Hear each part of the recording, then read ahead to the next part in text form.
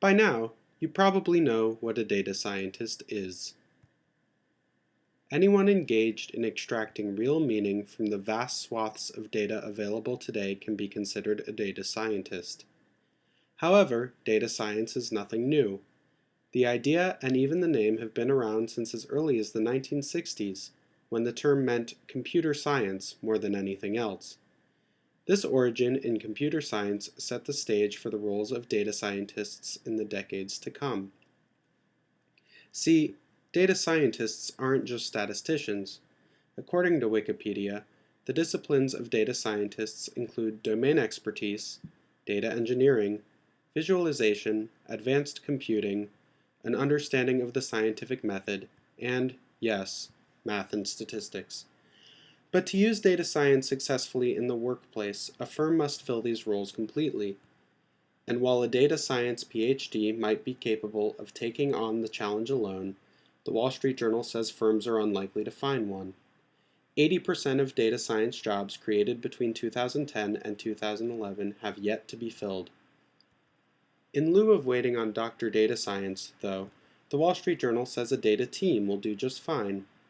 Firms that can fill the required roles of a quantitative analyst, business analyst, visualization specialist, software engineer, and systems architect, while infusing the team with clear goals and leadership, will have success gaining insights from big data. These teams can be any size, so long as they understand the business context of the questions they are trying to answer. So, what questions can a data scientist or data team answer? Well, anything, really. And before you think this answer is a cop-out, consider this. Everything creates data. Every financial transaction, every digital communication, every public movement, and countless other decisions we make become data somehow. Whether or not you believe big data and Big Brother are one and the same, it is undeniable that much of what we do and most natural events have an effect on something that's keeping track.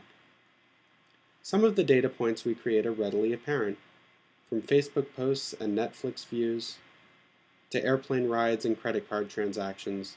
We expect large digital systems to be maintaining a record of its users' actions. But countless other things we do also create data. On a given day, you might wake up, cook breakfast, and take a shower. The utilities company took note. You get in your car and turn on the satellite radio. Your radio provider took note. You pull up to a light and a sensor in the road detects the presence of your car and initiates a signal change. Your city's traffic control took note.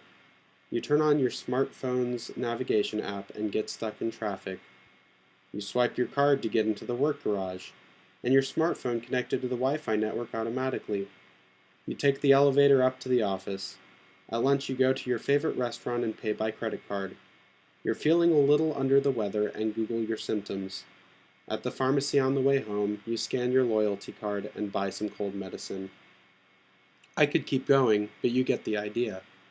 And you've probably got some ideas in your head already of what question data scientists could answer with enough of this data. Like, is a cold spreading in this area? Did it cause an uptick in medicine sales? An earlier rush hour? Do sick people take longer showers? Order different food? Take the elevator more often? Even the average person can start to hypothesize Freakonomics-style connections between one event and another occurrence. This is the reason why big data can often indicate what is happening without readily explaining why. Causality is not inherent in big data, nor should it be. If a computer can learn how to make accurate predictions from big data, it will serve most business needs.